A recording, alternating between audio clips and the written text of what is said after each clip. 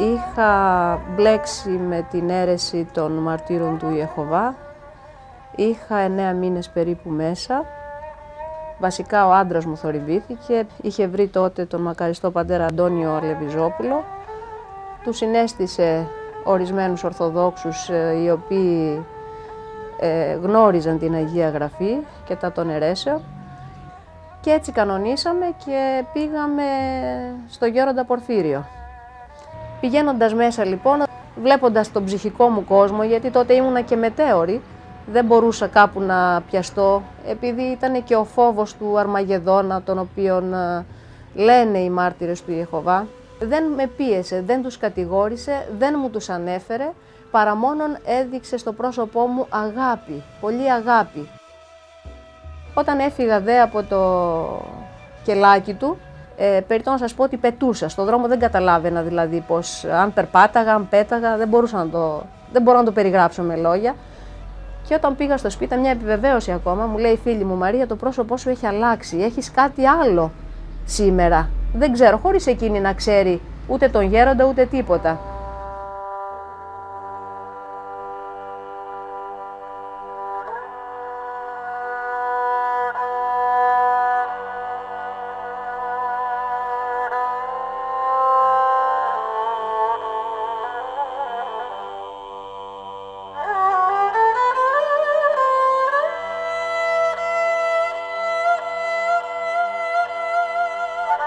Φεβρουαρίου 1906.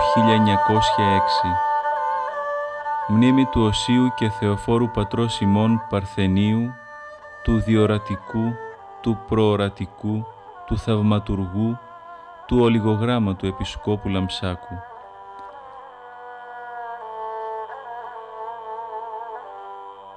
Τι αυτή η μέρα μνήμη του Οσίου πατρός ημών Λουκά του ασκήσαντος εν το στηρίο όρη της Ελλάδος, ιδρυτού της Ιεράς Μονής του Οσίου Λουκά Λιβαδιάς, ολιγογράμματου, διορατικού, προορατικού, θαυματουργού. Αυτή τη μέρα στο χωριό Άγιος Ιωάννης του Αλιβερίου Ευβίας γεννήθηκε ένα αγοράκι που προοριζόταν να τους μοιάσει. Οι φτωχοί και ολιγογράμματοι γονείς του, Λεωνίδας Μπαϊρακτάρης και Ελένη, το γένος Αντωνίου Λάμπρου, δεν μπορούσαν να φανταστούν ότι το μικρό αυτό βρέφος, το 4ο παιδί τους, θα γινόταν μια μέρα ένας πολύ σπουδαίος και μεγάλος άνθρωπος. Ένας άνθρωπος για τον οποίο θα μιλούσαν σε όλη την οικουμένη.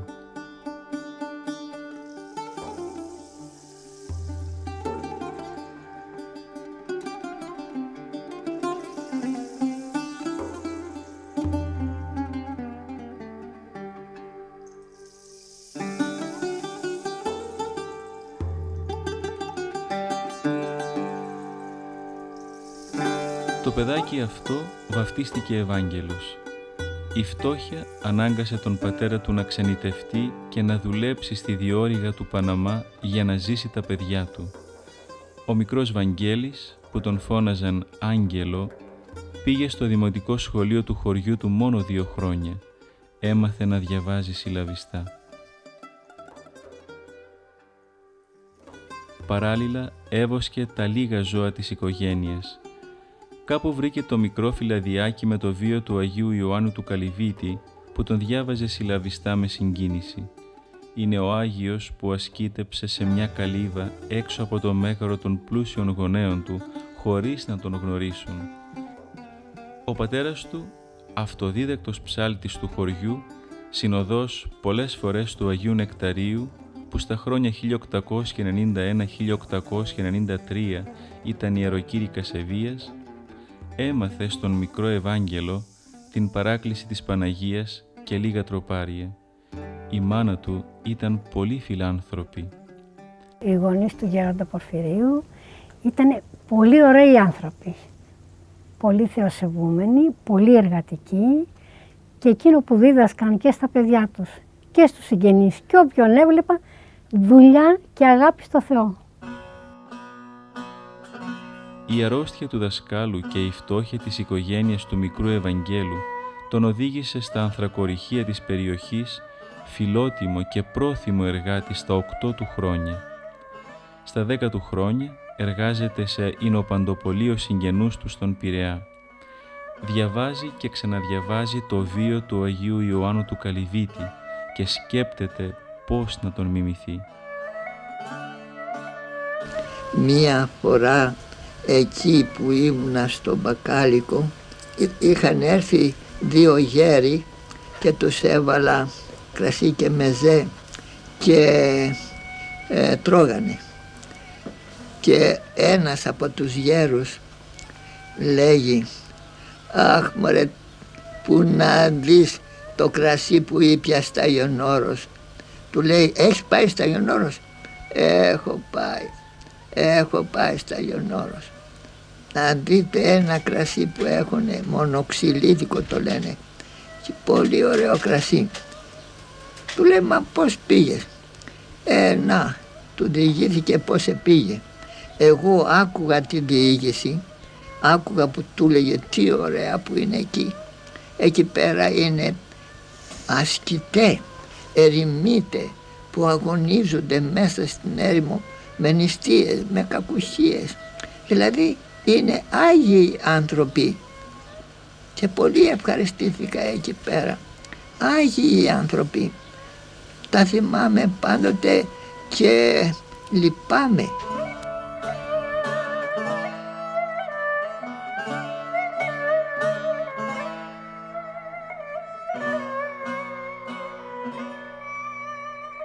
Κάπου μεταξύ 12 και 14 χρονών φεύγει για το Άγιον Όρος και μετά από περιπετειώδες ταξίδι γίνεται δεκτός στο κελί του Αγίου Γεωργίου στα Καυσοκαλύβια ως υποτακτικός σε 2 γέροντες αυταδέλφους, Παντελεήμονα και Ιωαννίκιο, πολύ ευσεβείς και εναρέτους.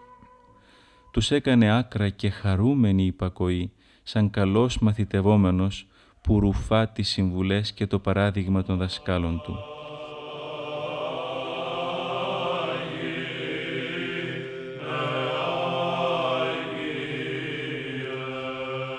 Γρήγορα σχετικός εκάρη μοναχός και ονομάστηκε Νικήτας, χάριν της πολλής του αγάπης στο Χριστό, της άκρης υπακοής του, της ανιδιοτελείας του και της καθαρότητος της καρδιάς και των επιθυμιών του, αξιώθηκε νεότατος του χαρίσματος της διοράσεως.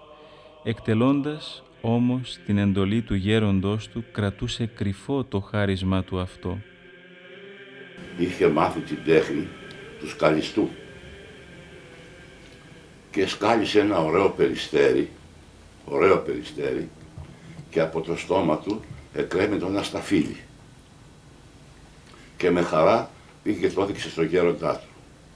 Ο γέροντας του λέει ποιος έδωσε το δικαίωμα αυτό να σκαλίσει το περιστέρι αυτό και να το βάλει στο σταφύλι στο στόμα του και να κρέμεται το σταφύλι.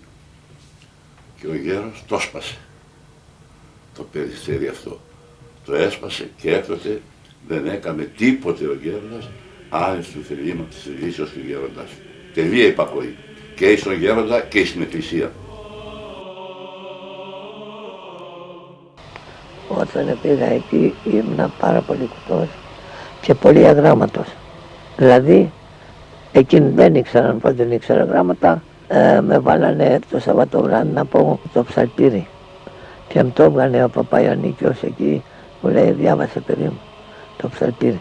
Λοιπόν, εγώ να πω δεν ξέρω γράμματα, ναι, ντρεπόμουν να το πω. Ήμουνα πάρα πολύ ντροπαλός. Λοιπόν, και ενώ μου το έβαλε μπροστά, άρχισα κι εγώ να διαβάζω. Και είπα,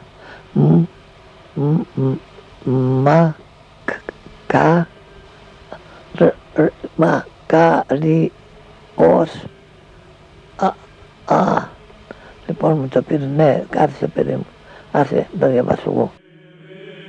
Όταν πρωτοπήγε σαν μικρό παιδί στο Άγιον Όρος, λόγω της μικράς μορφώσεως που είχε, δεν καταλάβαινε όλα όσα άκουγε. Προσπαθούσε λοιπόν με την καθοδήγηση των Αγίων Γερόντων του να κάνει ασκήσεις μάλιστα στην ανάγνωση και όταν το κατανοούσε έναν ψαλμό και μπορούσε μετά να τον προφέρει και να τον λέει σωστά, ήταν απερίγραπτη η χαρά του, έβγαινε έξω, λέει, στο δάσος, μιλούσε και προέφερε και φώναζε το ψαλτήριο, και αυτό ήταν εκδήλωση της μεγάλης χαράς που του έδινε η άκτιστη χάρη του Αγίου Πνεύματος να μπαίνει στην ακολουθία, να διαβάζει και αυτός όπως οι άλλοι μοναχοί, και όχι απλώς να τα καταφέρνει, αλλά και να δίνει με πάρα πολύ καλόν τρόπο όλα τα νοήματα του ψαλτήριου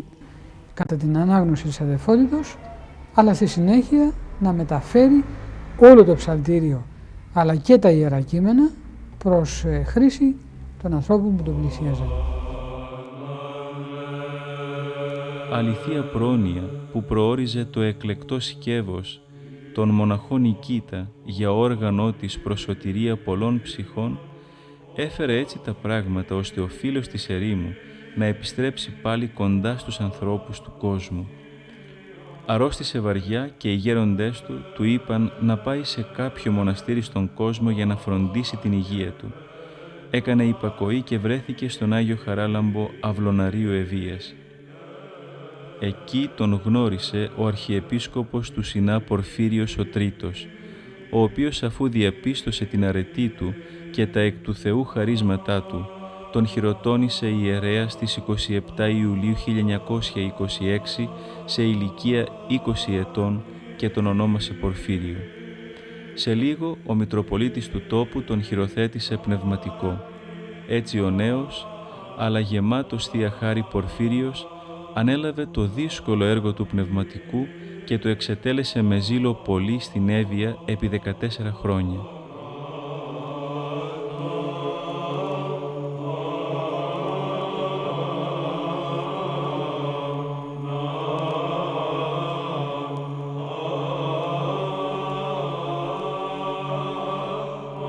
Το 1940 διορίστηκε εφημέριος στην Πολυκλινική Αθηνών, στην οδό Σοκράτου στην Ομόνια.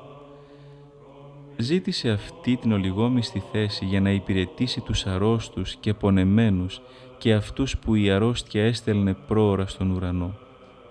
Έμεινε στην έρημο της Ομονίας, όπως έλεγε, 33 χρόνια, λειτουργώντας, αγιάζοντας, εξομολογώντας, συμβουλεύοντας και πολλές φορές θεραπεύοντας τους νοσηλευομένους και τους επισκέπτες.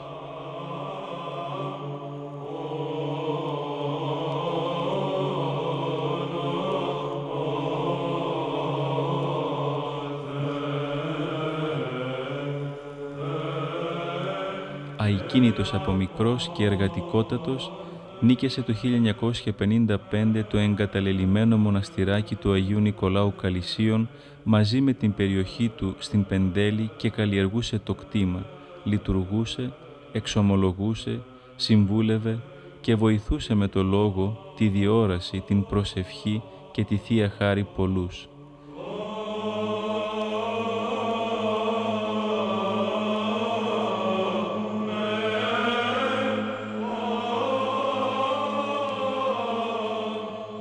Την ώρα που ιερουργούσε, ο πατήρ Πορφύριος δεν ήταν εκεί. Ο πατήρ Πορφύριος βρίσκεται στους ουρανούς.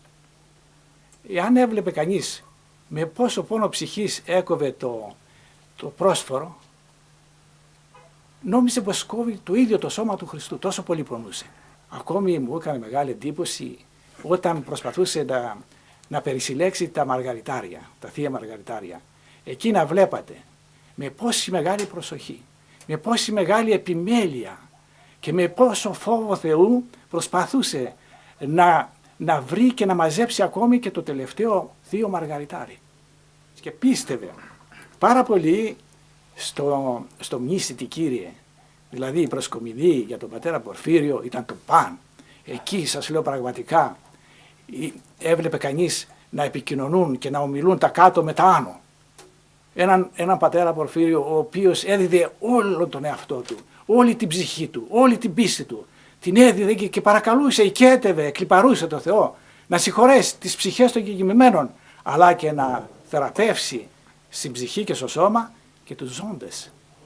Και πραγματικά έβλεπε κανείς, μνήσθητη Κύριε, μνήσθητη Κύριε του δούλου σου τάδε, μνήσθητη Κύριε του δούλου σου τάδε, μνήσθητη Κύριε, με ένα πόνο ψυχής πραγματικά, που εγώ τουλάχιστον ανατρίχιαζα και αυτές τις στιγμές δεν πρόκειται να τις ξεχάσω ποτέ όσα χρόνια και αν περάσουν.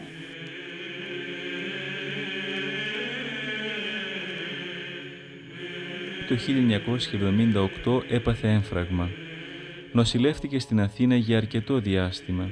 Όταν ανάρρωσε, εγκαταστάθηκε το 1979 στο κτήμα που αγόρασε στο Μήλισι της Μαλακάσας και αφού έλαβε όλες τις εκκλησιαστικές και κρατικές άδειες, άρχιζε να κτίζει το ησυχαστήριο η μεταμόρφωσης του Σωτήρος. Αυτό ήταν μεγάλη επιθυμία του που ο Θεός την ευλόγησε και πραγματοποιήθηκε. Στη συνέχεια, όταν πήρε και την άδεια να κτίσει τη μεγάλη εκκλησία της μεταμορφώσεως του Σωτήρος, ξεκίνησε και αυτήν.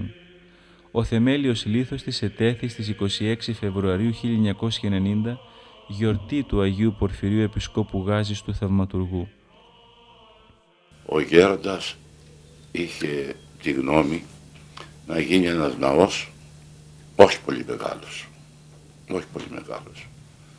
Στη συζήτηση που κάναμε, του λέγα γέροντα, κάτω στο υπόγειο θα το εγκαινιάσουμε στον Άγιο Πορφύριο και σαν μια άκρη εκεί θα κάνουμε και τον τάφο σου. Άστα με ευλογημένε αυτά του, μου λέει, άστα με ευλογημένε. Δεν ξέρω πού θα πεθάνω εγώ με αυτή τη φράση. Το δεύτερο λέω, θα την κάνουμε, θα την αφιερώσουμε στην Παναγία των Βλαχερνών. Και τον τρίτο απάνω το μεγάλο ναό, λέω, θα τον κάνουμε στον Παντοκράτορα Χριστό, στη μεταμόρφωση του Χριστού. Συμφωνώ, μου λέει, συμφωνώ. Αλλά γέροντα, θα τον κάνουμε μεγάλο το ναό. Θα τον κάνουμε πολύ μεγάλο το ναό. Ευλογημένε, πόσο μεγάλο. Μεγάλο, για σοφιά του λέγα θα τον κάνουμε το ναό. Διότι αν κοιμηθείς εδώ γέροντα, θα γίνει λάβρα το μοναστήρι εδώ πέρα, του λέγα. Θα έρχεται κόσμος πολύ να προσκυνάει τον τάφο. Δεν θέλω εγώ τέτοια πράγματα. Δεν θέλω τέτοια πράγματα. Πάντως, για την υπακοή, πρόσεξε τώρα, για την υπακοή σε μένα στον επίσκοπο. Έδωσε εντολή να του φτιάξουν τα σχέδια και είπε ο ίδιος πόσα μέτρα θα γίνει ο ναός. Πώς θα γίνει τριόροφος ο ναός και πόσο μεγάλος θα γίνει ο ναός.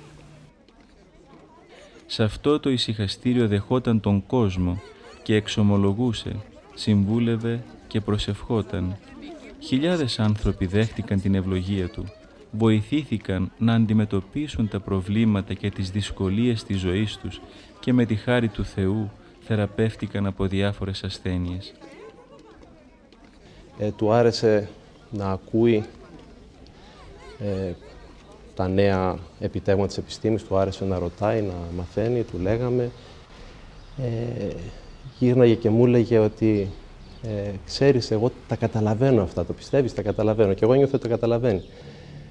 Και ένα πράγμα το οποίο εγώ έμαθα, ας το πω, από τον πατέρα Πορφύριο, είναι ότι η γνώση, η αληθινή γνώση, αυτό που κυνηγάει η επιστήμη, δεν έχει να κάνει με την ανθρώπινη λογική, με το μυαλό τόσο πολύ, αλλά πιστεύω ότι η γνώση των πάντων, η γνώση του κόσμου και κατ' επέκταση και η γνώση του Θεού είναι θέμα αγιότητας.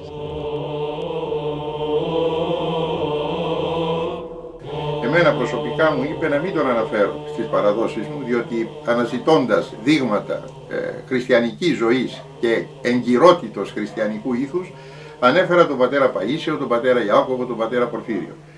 Και χωρίς κανείς να του πει τίποτε, μου λέει, Πάτερ Γεώργιε, δεν είναι ανάγκη να παρουσιάζετε εμένα, παρουσιάζετε όποιους άλλους θέλετε. Του λέω, γέροντα, δεν έχουν αξία αυτά που λέω εγώ, αλλά αυτά που ζείτε και πραγματώνετε εσείς στη ζωή σας. Μου λέει, μα εσείς είστε οι σπουδασμένοι θεολόγοι, εγώ δεν ξέρω τα γράμματα τα δικά σας. Έβλεπε κανείς την τάση του ανθρώπου αυτού να υψώσει το συνομιλητή του.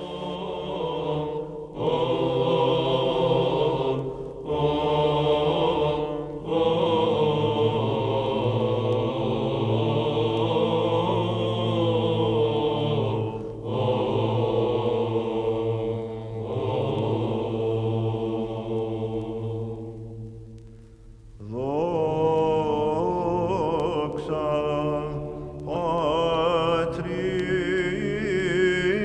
Kyrios.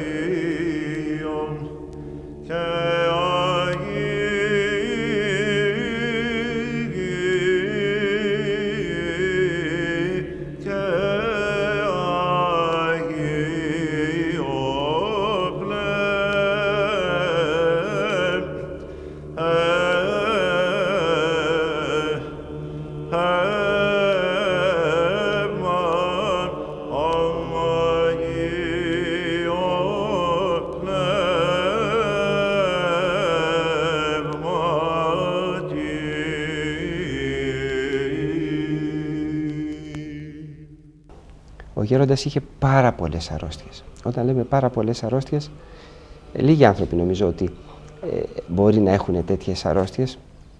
Είχε την καρδιά του, είχε βαριά καρδιακή ανεπάρκεια, είχε πνευμονική ανεπάρκεια, είχε μια τεράστια κύλη. Είχε, έλεγε ο ίδιος, καρκίνο στην υπόφυση, τον είχαν πιάσει για ένα διάστημα κάτι αλλεργίες και το βασικότερο ήταν τυφλός, εντελώς τυφλός. Τα τελευταία 6-7 χρόνια ήταν εντελώς τυφλός. Ποτέ δεν παραπονείτο για αυτές τις αρρώστιες του, απλώς καμιά φορά τις χρησιμοποιούσε για να παρηγορεί τους άλλους. Έρχεται ο ένας και του λέει και εγώ, λέει, τυφλός είμαι. Απλώς για να δώσει παρηγοριά. Ποτέ δεν παραπονέθηκε για τις αρρώστιες του και ποτέ δεν παρακάλεσε το Θεό να γίνει καλά για του.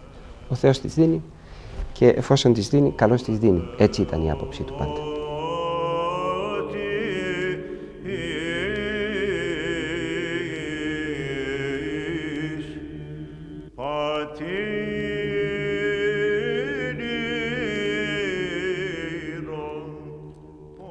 Ο γέροντας Πορφύριος προείδε το τέλος του και επειδή δεν ήθελε κηδεία με τιμές, 6 μήνες νωρίτερα έφυγε για το Άγιον Όρος. Εκεί στις 2 Δεκεμβρίου 1991, τα ξημερώματα, παρέδωσε την οσία ψυχή του στα χέρια του Κυρίου ημών Ιησού Χριστού που τόσο αγάπησε στη ζωή του. Ετάφησε έναν απλό τάφο που μετά την εκταφή του χρησιμοποιήθηκε για την ταφή άλλου μοναχού.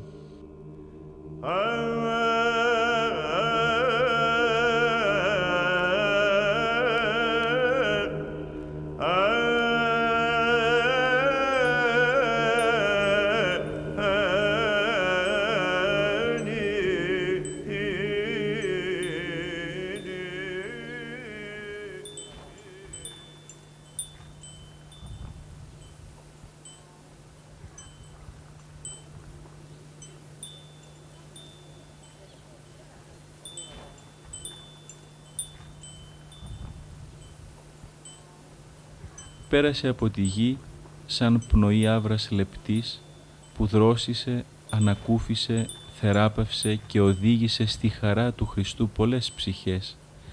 Εφάρμοσε πραγματικά το λόγο του Αγίου Ιωάννου του Προδρόμου.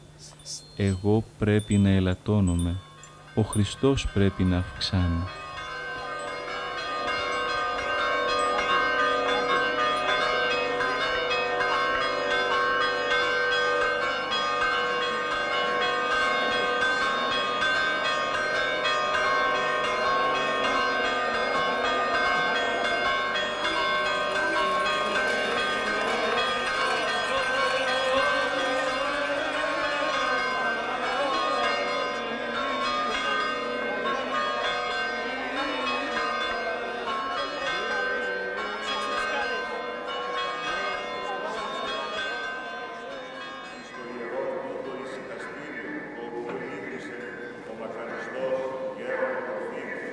Προσπάθησε λοιπόν να μείνει στην αφάνεια αυτός, αλλά ο Θεός με το στόμα αυτών που ευεργετήθηκαν με τις προσευχές και τις συμβουλές Του, διαρκώς φανερώνει τα έργα Του.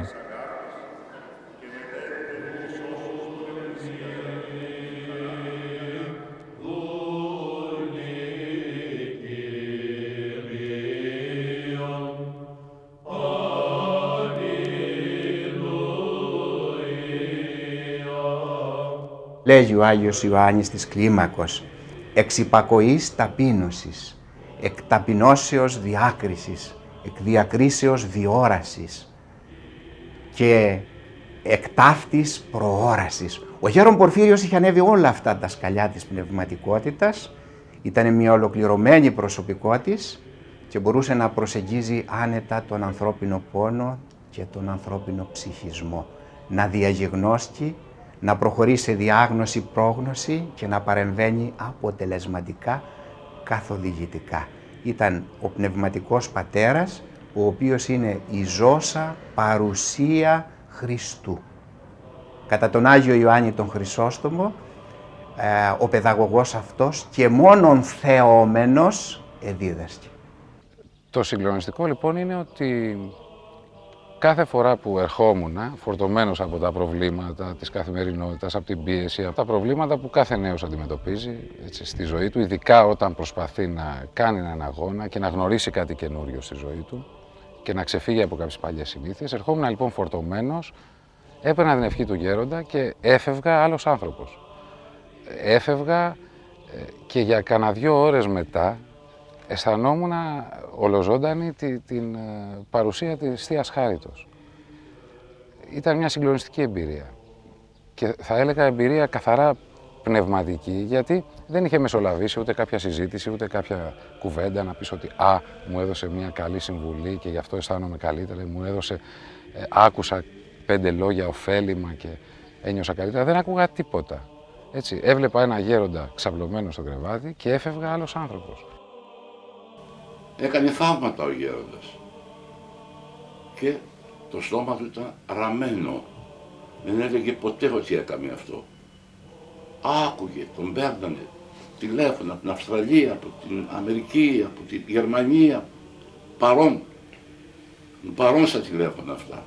Και του λέγανε γέροντα, σας ευχαριστούμε, προσευχηθήκατε και κάνατε αυτό και το παιδί έγινε καλά και η μητέρα μου έγινε καλά και η δουλειά μου πήγε καλά. Να δοξάζετε το Θεό, τους έλεγε ο γέροντας. Να δοξάζετε το Θεό και να ευχαριστείτε το Θεό. Μερικές φορές σου έπιανε το χέρι και σου έλεγε τι πίεση έχεις, πόσο ευαίσθητος είσαι, πόσο πολύ στεναχωριέσαι και άλλα που εσύ δεν τα ήξερες. Για τα θαύματα και τις θεραπείες έλεγε ότι γίνονται συνέχεια, κάθε μέρα και κάθε νύχτα. Εσείς έλεγε δεν τα βλέπετε. Όποτε προχώρησαν η λειτουργία με τη χάρη του Θεού, έψανε ο γέροντας και ήρθαμε την ώρα που μεταλαβαίνω. Οπότε ξαφνικά τον βλέπω δίπλα μου. Όπου γέροντα το λάθος μου. Δεν σου είπα να έρθει αν ήθελα να μεταλάβεις. Το σκέφτηκα βρε παιδί μου. Εγώ πιστεύω, όσο να μου συγχωρέσει αν είμαι υπερβολικός, πιστεύω ότι έτυχε θεία μεταλήψεως αυτός. Αοράτος από μένα. Γιατί τον είδα ξαφνικά δίπλα μου και πρέπει να πω, να μου συγχωρέσει ο Θεός και γι' αυτό, ότι έκτοτε μέχρι που κοιμήθη πάντα που τον έβλεπα δίπλα μου την ώρα που μεταλάβαινα, που κοινωνούσα. Σαλάτωνε και αυτός δίπλα μου και συγκοινωνούσε με μένα. Πάντα. Ενώ άμα κοιμήθη δεν το ξαναβλέπω. Μια φορά λοιπόν έχω και ένα δείγμα, ενός από τους αδελφούς της Μονής, εδώ του πατρός Βασανοφή, η οικογένεια είχε νίκιαζε μάλλον ένα εξοχικό και παραθύριζε στο μήνες. Τα παιδιά ήταν μικρούλια τότε, είναι πριν 20 χρόνια περίπου η ιστορία αυτή. Ένα πουλάκι βρέθηκε στην ταράτσα τους, το οποίο όχι μόνο δεν μπορούσε να πετάξει, αλλά ούτε στα ποδαράκια του να σταθεί. Στερνότανε χάμω. Παιδιά αυτά ευαίσθητα το πήρανε το μάλιστα σε ένα πανεράκι μέσα και του δίναμε, μου λέει ο Βασανόφη, ψυχουλάκια το ταΐζαμε. Περίπου θα το κρατήσαμε καμιά 19 μέρες, ίσως και 2 εβδομάδες όπως μου είπε. Πηγαίναμε όμως, μου λέει, συχνά στο γέροντα. Κάθε 1-2 εβδομάδες πηγαίναμε και τον βλέπαμε, παίρναμε την ευχή του και ακούγαμε τις συνοθεσίες του. Πήγαμε λοιπόν και τότε και λέει ο πατέρας μου, δεν πήρε μαζί και το πουλάκι να το πάμε στο γέροντα. Ήταν πολύ πιστός άνθρωπος, λέω, ήταν κοιμήθη και ποιος ξέρει τι θα έχει στο νου του. Λέω, ο γέροντας αυτός είναι θαυμαστός και όλα μπορεί να τα κάνει. Το πήραμε λοιπόν το πανεράκι, είχαμε ένα αραχνοήφαντο τούλι απλώς από πάνω του, γιατί αυτό στερνότανε, δεν μπορούσε να φύγει. Το πήγαμε, λέμε γέροντα την ευχή σας, τον βρήκαμε στο δάσος, όρθιο, λέει, και έκανε περίπατο. Λέει να έχουμε και αυτό το πουλάκι εδώ, αυτό και αυτό έγινε. Για φέρτε μου να το δω. Και Γιώργο του λέει, φέρτε να το δω. Κάνει έτσι το τούλι, το σταύρωσε και το πουλάκι πέταξε και ανέβηκε πάλι στο μεθέρα. Εξάγαγε φυλακή στην ψυχή μου, του εξομολογήσαστε. Όταν ήμουν μαθήτρια του γυμνασίου, προεβάστηκα με το βαθμό μου το 14. Λοιπόν, πηγαίνοντας στο σπίτι που έμενα μαζί του, στο δρόμο το 4 το έκανα 8 και το έκανα 18 και πήγαινα χαροπή, ότι προεβάστηκα με το 18. Πηγαίνοντας στο σπίτι μου λέει, έλα εδώ, μου λέει, καλά εκείνο το 4, τι το έκανες 8. Εγώ λέω, σε κανέναν δεν το είπα. Κανένας δεν με είδε, τι γίνεται τώρα εδώ. Καλά ευλογημένη μου λέει, χάλασες εκείνο το 4 που είναι αριθμητικός. Αν εκείνο το ολογράφος μου λέει το 14, δεν πονήρεψες.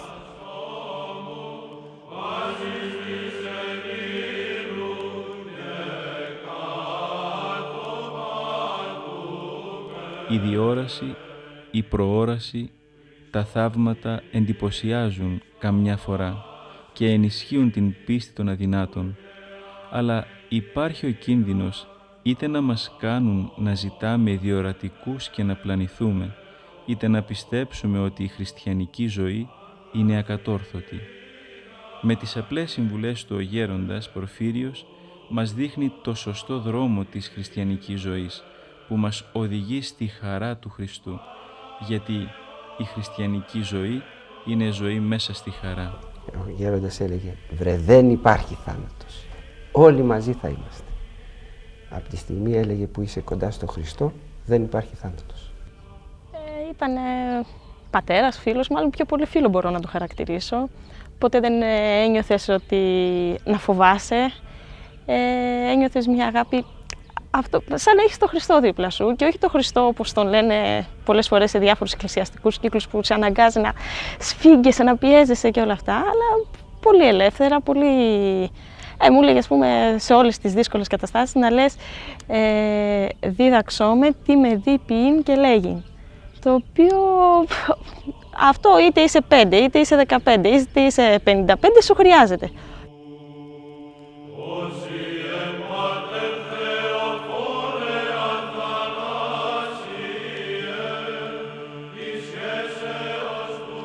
Ο γέροντας Πορφύριος, παρά τις πολλές του αρρώστιες, ζούσε μέσα σε αυτή τη χαρά και μετέδιδε τη χαρά σε αυτούς που τον επισκέπτονταν.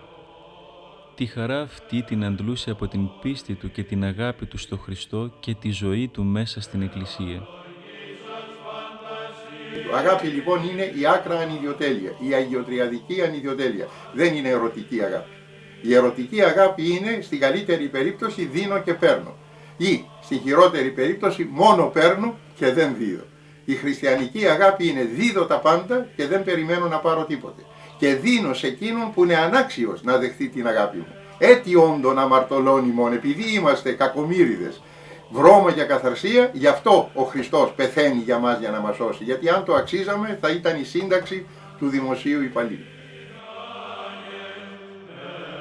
Όπως αγαπούσε πολύ τον Χριστό, έτσι αγαπούσε πολύ και τους αδερφούς του Χριστού, τους συνανθρώπους του, και ανάλογα με τις ανάγκες τους, είτε προσευχόταν να θεραπεύσει ο Θεός τις αρρώστιες τους, είτε τους έδινε πρακτικές, ωφέλιμες, λυτρωτικές συμβουλές για τη ζωή τους. Να μην κάθεσαι μέσα, να φεύγεις έξω, στη φύση μου έλεγε. Να εκκλησιάζεσαι πολύ τακτικά, να εξομολογείσαι συχνά και να κοινωνείς και θα σου φεύγουν όλες αυτές οι φοβίες και τα ψυχικά τραύματα που έχεις. Όσο κουρασμένος κι αν είσαι, να μην παραλείπεις να κάνεις το βράδυ πριν από τον ύπνο σου το απόδειπνο. Να μην προσεύχεσαι, μου λέει μια φορά ο γέροντας, να σου πάρει ο Θεός τις διάφορες αρρώστιες. Αλλά να υπομένεις με πολλή υπομονή και καρτερικότητα και θα δεις πόσο θα ωφελήσει. Όταν είχε βγει κάποτε από το Άγιο Όρος γύρω στο 1930-35, περνούσε μπροστά του μία άμαξα με άλογο και τον αμαξά απάνω, ο οποίος έβριζε την Παναγία. Ο γέροντας στεναχωρήθηκε που άκουσε να ευρίζεται το όνομα της Παναγίας και λέει «Παναγία μου, κάνε αυτό το στόμα, αντί να σε βρίζει, να σε παρακαλάει». Δεν προφταίνω, λέει, να το πω. Πέφτει το άλογο σε μια λακκούβα και έρχεται η άμαξα, τ' άλογο και ο αμαξάς και γίνανε μαλλιά κουβάρια. Πέσανε, χτυπήσαν προφανά και πέφτει ο αμαξάς κάτω και αρχίζει να τραβάει τα μελά του και φωνάζει «Παναγία μου, Παναγία μου, Παναγία μου, Παναγία μου, Παναγία μου, Παναγία μου». Ο γέροντας στεναχωρέθηκε πολύ, διότι έπαθε ζημιά ο αμαξάς. Και από τότε, λέει, έμαθα, σε όλες τις περιπτώσεις πρέπει να λέμε «Κύριε ελέησον» και ο Θεός ξέρει πώς θα ελέησει. Όταν συμπλήρωσα πολλά χρόνια στον χώρο της Ιεραποστολής, αισθάνθηκα ότι ίσως να ήταν και πειρασμός, ότι έπρεπε να αποχωρήσω και να έρθουν άλλοι να συνεχίσουν. Λέω, αρκετά κουράστηκα, αρκετά προσέφερα και είχα στη σκέψη μου να το αναφέρω στο γέροντα Πορφύριο και να μου δώσει την ευλογία του, να μου πει τις σκέψεις του Και όταν μπήκα, θυμάμαι, στο κελί του και είχα και ένα φόβο μέσα μου, πώς να του πω, ότι τώρα σκέφτομαι να αποχωρήσω από τον χώρο της Ιεραποστολής, γιατί κουράστηκα, χωρίς να του πω τίποτε. Αρχίζει ο ίδιος να μου λέει ότι δεν πειράζει που υπάρχουν προβλήματα και γνωρίζω ότι έχεις κουραστεί στον χώρο που εργάζεσαι, αλλά νομίζω ότι πρέπει να παραμείνεις εκεί που είσαι και να συνεχίσεις την αποστολή σου ανάμεσα στους μαύρους της Αφρικής. Οπότε καταλαβαίνετε ότι ούτε τόλμησα να του αναφέρω τις σκέψεις μου, που πιστεύω σε τελευταία ανάλυση ήταν και ο πειρασμός αυτός ίσως. Και έτσι με αυτόν τον τρόπο κατάλαβα ότι ο άνθρωπος αυτός, και πρέπει να το αναφέρω, όλα αυτά τα χρόνια προσευχόταν για αυτό το έργο και είμαι βέβαιος και αυτή τη στιγμή εκεί που βρίσκεται στον ουρανό παρακολουθεί το έργο και προσεύχεται γι' αυτό και ευλογεί το έργο αυτό. Του άρεσε πάρα πολύ να διαβάζουμε τα βιβλία της Εκκλησίας, το Ψαλτήρι, την Παρακλητική, την Αγία Γραφή, και έλεγε ότι καθώς αυτά τα διαβάζεις και τα ευχαριστιέσαι και δίνεις προσοχή και τα θαυμάζεις και τα επιθυμείς και θέλεις και εσύ να τα ζήσεις, με όλη αυτή τη διαδικασία μπαίνουνε μέσα σου και αγιάζεις ανέμακτα.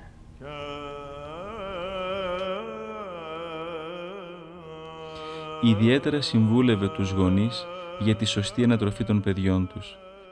Ζητούσε από τους συζύγους να είναι ενωμένοι εν Χριστώ. Χαρακτηριστικά έλεγε, πρέπει να γίνει ένα τρίγωνο. Να μην κοιτάνε ο ένας τον άλλο, αλλά και οι δύο μαζί τον Χριστό. Και αυτό θα είναι που αοράτος και κατά κάποιο μυστικό τρόπο θα τους ενώνει. Δεν είναι εύκολο κανείς να αντιληφθεί, ούτε και εμείς τότε που μας το πρωτοείπε, την ακριβή σημασία των λόγων του.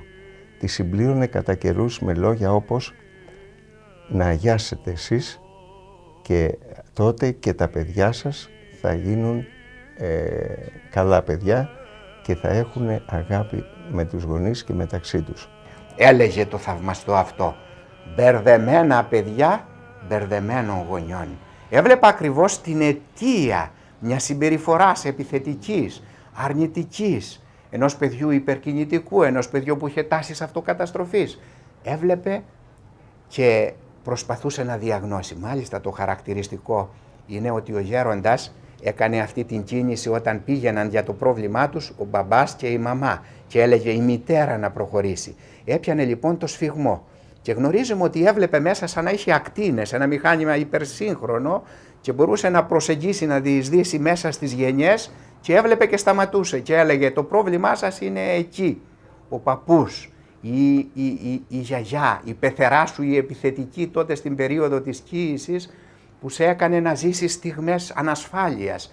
Και τότε ήρθε η αλλίωση του κοιήματος, του φέτους που λέμε εμείς, του εμβρίου. Έτσι έβλεπε τέτοιες περιπτώσεις. Πολλοί δε θαυμαστοί γιατροί που έβλεπαν την κατάσταση αυτή περίμεναν τη διάγνωση του γέροντος.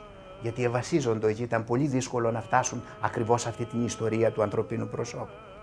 Εάν το παιδί κάνει καλή εγκυμοσύνη και θυλάσει, έχει εξασφαλίσει μία τέλεια διαπαιδαγώγηση που όλα σου τα χρόνια να ξοδεύεσαι στα καλύτερα σχολεία και να προσπαθείς με παιδαγωγούς και με συστήματα και δεν ξέρω τι, δεν μπορείς να εξασφαλίσεις αυτό το αποτέλεσμα. Θεωρούσα ότι ο καλύτερος τρόπος προσέγγισης είναι να αγαπούμε, λέγοντας μάλιστα ένα χαρακτηριστικό ότι δεν έχει κανείς δικαίωμα ποτέ να παρατηρήσει ή να μαλώσει ή να δείρει παιδί αν δεν το αγαπάει. Πρέπει τη στιγμή εκείνη που θα κάνει αυτή την ενέργεια να διαπιστώσει ότι το κάνει από πολύ αγάπη και όχι από νεύρα, όχι από κούραση, όχι από αντίδραση. Μου έλεγε να αποφεύγεις να το δένεις με το χέρι σου, να παίρνεις μια βεργούλα και μάλιστα έξω από το ξύλινο καλυβάκι του ήταν κάποιοι θάμνοι. Εγώ δεν τους ξέρω, ούτε θυμάμαι τώρα ποιο φυτό ήταν αυτό. Και είχαμε βγει μαζί έξω και μου είχε υποδείξει ένα θάμνο όπου μου λέει αυτή η βεργούλα, ξέρεις, τσούζει πολύ. Μου λέει είναι ό,τι πρέπει άμα θέλεις να δεις το παιδί. Λοιπόν, γιατί λέει αυτή η αντίδραση που αισθάνεται το παιδί την ώρα που το μαλώνεις στρέφεται στη βεργούλα, δεν στρέφεται σε σένα. Και αυτό το είχα δει μια φορά, είχα μαλώσει την Αγγελικούλα, το πρώτο παιδάκι, γιατί εκεί ήταν όλα τα πειράματα που έκανα. Δεν ήξερα τίποτα από πώς πρέπει να φερθώ σαν μητέρα. Είχα γεμίσει το σπίτι από τέτοιες βεργούλες από το θάμνο του γέροντα. Λοιπόν, και μια φορά κάτι έκανε η Αγγελικούλα και πήρα τη βεργούλα και την έδινα. Η Αγγελικούλα κάποια στιγμή που δεν την έβλεπα, πηγαίνει στο δωμάτιο και βρίσκει τη βεργούλα και την πήρε και την έκανε 1000 κομμάτια. Και πηγαίνω στο γέροντα και του λέω: Γέροντα, αυτό και αυτό έκανε η Αγγελικούλα. Βρήκε τη βέργα και την έκανε 1000 κομμάτια. Τι μου λες, μου λέει. Αυτό το πράγμα είναι πολύ σπουδαίο. Είδες ο παλαιός άνθρωπος από τόση μικρή ηλικία υπάρχει και καλλιεργείται σιγά σιγά. Θα πρέπει να επιστρατεύσουμε όλοι μας την παιδαγωγική, αυτό που συνίσταται η ευθύνη μας, για να πείσουμε το παιδί να θελήσει εκείνο να αλλάξει, να το κατανοήσει αυτό. Και γι' αυτό επέμενε ότι δεν υπάρχει καλύτερος τρόπος από το να αγαπάμε τα παιδιά και να τα προσεγγίζουμε με αγάπη. Και γι' αυτό έλεγε ότι είναι πάρα πολύ σημαντικό να αγαθαίνουμε την ψυχή μας. Άμα αγαθύνει η ψυχή μας, είναι σαν να βομβαρδίζουμε τα παιδιά με το καλό που έχουμε μέσα μας. Ο γέροντας παραδείγματος χάρη μας έλεγε: μην πείτε ποτέ πολλά λόγια στα παιδιά. Κοινωνείτε. Όταν κοινωνείτε την Κυριακή, μεταφέρετε τον Χριστό στο αμφιθέατρο. Αυτή η κοινωνία μέσω του Χριστού είναι η καλύτερη και η αποτελεσματικότερη παιδαγωγική. Άλλους τους επανέφερε με πολλή αγάπη μέσα στην εκκλησία από την οποία είχαν απομακρυνθεί. Ο άνθρωπος αυτός μου απεκάλυπτε προσωπικές πτυχές της ζωής μου, οι οποίες ήταν άγνωστες, ξεχασμένες πολλές φορές και από μένα τον ίδιο, και άγνωστες βεβαίως στο περιβάλλον μου, ακόμη και στη σύζυγό μου. Πάντοτε βέβαια με διάκριση, πάντοτε με πολύ μεγάλη ταπείνωση, δεν υπήρχε δηλαδή πουθενά το πνεύμα της προβολής ή της επάρσεως ή της διαφημίσεως, γεγονός που είναι πάρα πολύ έντονο σε χώρους κυρίως του προτεσταντικού κόσμου και ιδιαίτερα στις ομολογίες τις χαρισματικές, όπου πλέον ψευτοθαύματα διατυμπανίζονται ή προκαλούνται μόνο και μόνο για να γίνουν γνωστά. Στην περίπτωση όμως του γέροντα τα πράγματα ήταν εντελώς διαφορετικά. Όταν κάποιος τον πλησίαζε, είχε πάντα ένα χαμόγελο και μια αγάπη. Και του απεκάλυπτε πάντα προσωπικές πτυχές χωρίς να κατηγορεί την ομάδα στην οποία ήταν εντεγμένο το άτομο. Δηλαδή έχει παρατηρηθεί ότι αν κατηγορήσουμε το πιστεύω ενός ανθρώπου, επειδή θα αρχίσει να αμήνεται, να κολλήσει περισσότερο σε αυτό που πιστεύει. Και είναι δύσκολο η αποκόλληση. Γι' αυτό ο γέροντας ουδέποτε κατηγορούσε, αλλά με μια πολύ μεγάλη αγάπη και φέροντας στοιχεία από την αλήθεια και με αποκαλύψεις προσωπικές, τα αποσυνέδεε από την ομάδα που είχαν ενταχθεί. Με πολλή διάκριση πολλούς απάλαξε από δαιμόνια και πολλούς συμβούλευε να μην μπλέκουν ή πώς να γλιτώνουν από τέτοιες καταστάσεις.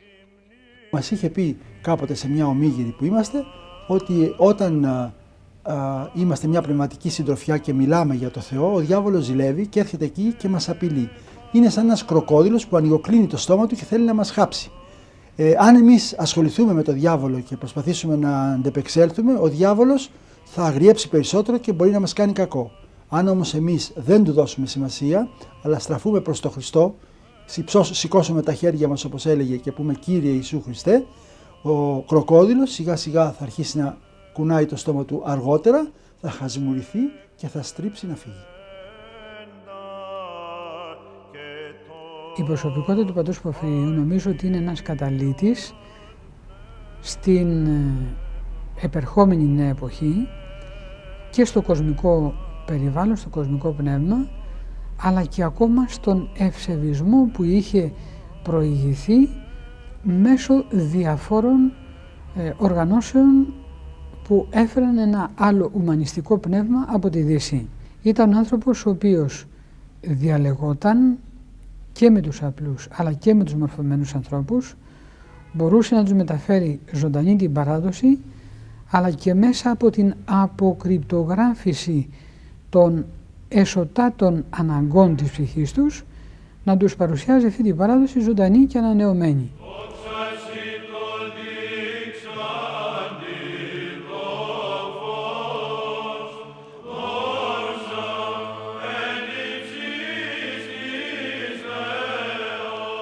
Ο Χριστός είναι το πάντα. Είναι η χαρά, είναι η ζωή, είναι το φως του αληθινό.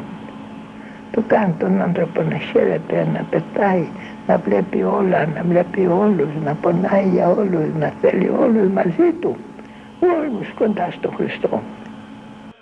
Ο μακαριστός γέροντας Πορφύριος ανήκε συνειδητά στην Ορθόδοξη Εκκλησία του Χριστού. Έλεγε ότι ο πιστός πρέπει να είναι μέσα στην Εκκλησία, ενωμένος με τον Χριστό και με όλους τους ανθρώπους του Χριστού και προπαντός με τον αρχιερέα του, που επέχει τόπον και τύπον Χριστού. Το να είναι κανείς μέσα στην Εκκλησία δεν είναι κάτι τυπικό, διότι βέβαια μπαίνουμε μια φορά στην Εκκλησία με το βάπτισμα, αλλά αυτό δεν αρκεί. Πρέπει να προχωράμε συνεχώς μέσα σε αυτήν για να μην μοιάσουμε στον τουρίστα που μπήκε στην Ελλάδα με κανονικό διαβατήριο, αλλά μόλις πέρασε τα σύνορά της δεν προχώρησε πιο πέρα. Αυτός βέβαια είναι στην Ελλάδα, αλλά τίποτε δεν ξέρει από Ελλάδα. Η Εκκλησία είναι το σώμα του Χριστού και κάθε πιστός είναι μέλος του Χριστού. Για να είναι όμως μέλος του σώματος του Χριστού, πρέπει να είναι ενωμένος με τον Χριστό και με όλα τα μέλη του. Αν δεν αισθανθεί την ενότητά του με όλους, δεν μπορεί να αισθανθεί ότι είναι μέσα στην επίγεια άκτιστη Εκκλησία του Χριστού. Όταν ο πατήρ Πορφύριος μιλεί για την άκτιστη Εκκλησία, η φράση αυτή, όπως την καταλαβαίνω εγώ, δεν έχει καμία σχέση με την αόρατη Εκκλησία των Προτεσταντών. Σημαίνει το άκτιστο μέρος της θεανθρώπινης πραγματικότητος που λέγεται σώμα Χριστού. Ο εστίν Εκκλησία. Η Εκκλησία είναι το σώμα του Χριστού. Επομένως, μας λέγει αυτό που λένε οι Άγιοι μας, ότι πρέπει να ενωθούμε με το άκτιστο μέρος, το θνητό πρέπει να ενωθεί με το αθάνατο, το φθαρτό πρέπει να ενωθεί με το άφθαρτο, με το άκτιστο, το αιώνιο, το αδημιούργητο. Αυτό σημαίνει άκτιστο. Και μάλιστα αυτό πρέπει να συμβεί στην παρούσα ζωή. Τα λείψανα των Αγίων με την αυθαρσία τους δείχνουν ότι η θέωση είναι επίγεια πραγματικότητα. Και μάλιστα ένας ησυχαστής και γνωστός ιστορικός μας έλεγε ότι αν δεν φτάσουμε στον φωτισμό του Αγίου Πνεύματος, που είναι το δεύτερο στάδιο το πνευματικό, κάθαρση της καρδιάς, φωτισμός του Αγίου Πνεύματος και θέωσης. Εάν δεν φτάσουμε, λέει, στον φωτισμό του Αγίου Πνεύματος στην παρούσα ζωή, δεν σωζόμεθα. Άρα εδώ και τώρα, στο εδώ και τώρα της ιστορίας λαμβάνει η χώρα η ένωσή μας με το άκτιστο, η ένωσή μας με τον Χριστό και δι' αυτού με όλη την αγιοτριαδική πραγματικότητα, τα τρία πρόσωπα της Αγίας Τριάδος. Αυτό νομίζω εννοούσε ο πατήρ Πορφύριος. Υπάρχουν πολλοί τρόποι με τους οποίους η Εκκλησία μας προσπαθεί να πείσει τους ανθρώπους να βαδίσουν το σωστό δρόμο. Ο βασιλικός όμως δρόμος, ο κατάλληλος για ευαίσθητες, ευγενικές, λεπτές και ποιητικές ψυχές, είναι ο δρόμος της αγάπης και της ανιδιοτέλειας. Αυτό το δρόμο του Θείου Έρωτος ακολούθησε ο γέρον Πορφύριος και αυτόν μας συνιστά να ακολουθήσουμε κι εμείς. Αλλά πείσατε τον Χριστόν και μην δεν προτιμήστε της αγάπης αυτού. Ο Χριστός είναι το παν, είναι η πηγή της ζωής, είναι το άκρο των εφετών, είναι το παν. Όλα στο Χριστό υπάρχουν τα ωραία. Αυτός ο δρόμος συνεπάγεται και μια ωραία μεθόδευση του πνευματικού αγώνα, την οποία ο γέροντας Πορφύριος πολλές φορές τόνιζε. Μη πολεμάς να διώξεις το σκοτάδι. Άνοιξε την καρδιά σου στο φως του Χριστού. Όταν έρχεται ο κακός λογισμός, η μελαγχολική σκέψη, ο φόβος, ο πειρασμός, μη πολεμάς να τους διώξεις. Άνοιξε τα χέρια σου στην αγάπη του Χριστού και σε παίρνει στην αγκαλιά Του και χάνονται αυτά από μόνα τους. Μοιάζουν οι αγάπες που έχουμε σαν τα άστρα στον ουρανό. Και άλλος αγαπάει το α, άλλος το β, άλλος το γ. Να μην λέμε παραδείγματα. Ποιες είναι οι αγάπες του ανθρώπου σήμερα.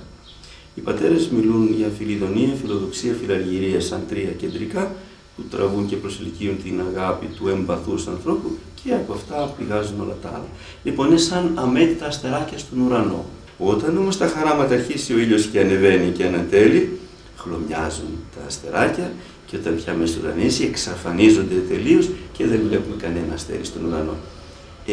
Αυτές οι πολλές αγάπες του ανθρώπου, εάν κάποτε σιγά σιγά αρχίσει και ανατείλει μέσα στον ουρανό της ψυχής ο ήλιος, πώς θα ανατείλει. Αν εμείς τον αφήσουμε τον Χριστό να ανατείλει, ανοίξουμε την καρδιά μας και έρθει ο Χριστός, τότε εξαφανίζονται αυτές οι αγάπες και μεσουρανεί η αγάπη του Χριστού.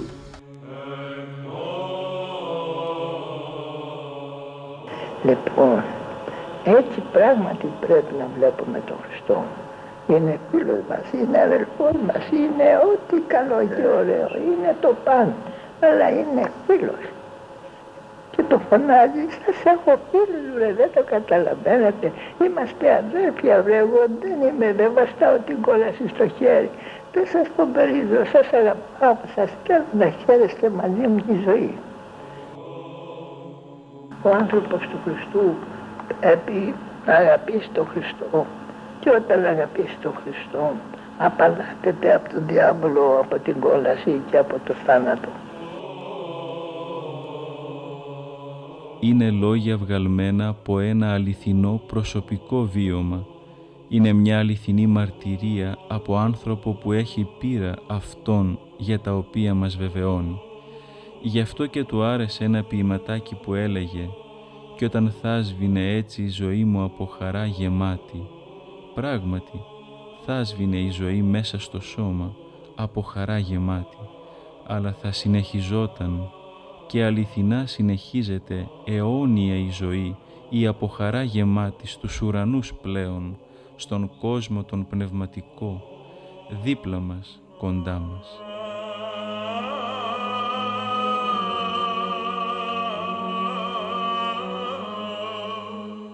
Κάθε χρόνο, στις 2 του Δεκεμβρίου, 19 με το παλιό, 2 με το καινούριο, να το κάνουμε μνημόσυνο. Οπότε παίζει την καμπάνα και εμένα μη βρήκε μακαρίως να κοιμούμε στο κρεβάτι μου. Ή στο μυαλό μου, σαν από το δεξιό μίληκα όπως κοιμούμουν, άκουα μια μυστική φωνή, δώρο, δώρο, δώρο. Έτσι υπολανθάνουσα μέσα μου, έγινονταν μια πάλι ότι έπρεπε να πάω δώρο στο γέροντά μου. Τώρα ποιος το έλεγε και από πού ξεκίνανε, δεν το ξέρω. Είχε γραφτεί στο μυαλό μου αυτό που θα πω, σηκώθηκα και για να μην το ξεχάσω, να μην ξεχάσω τον ύμνο, έπιασα μολύβι και χαρτί και το έγραφα. Και γρήγορα εγώ έβαλα τα ρούχα μου και πήγα στην εκκλησία.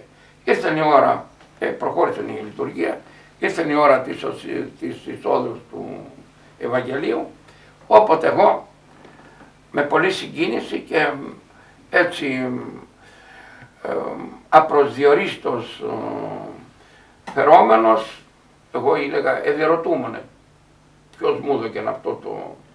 Ναι.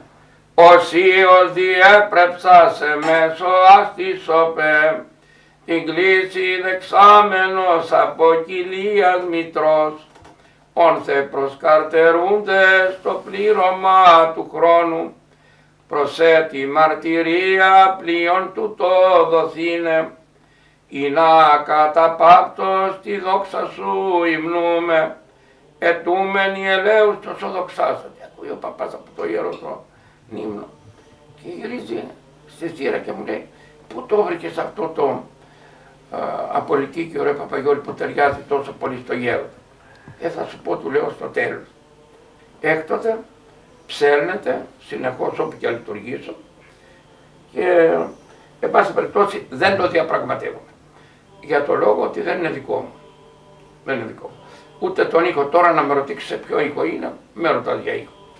Έτσι γράφτηκε, δεν διόρθωσα τίποτα εγώ, μερικοί μου λένε να διορθώσω και να βάλω και το όνομα Πορφύριος.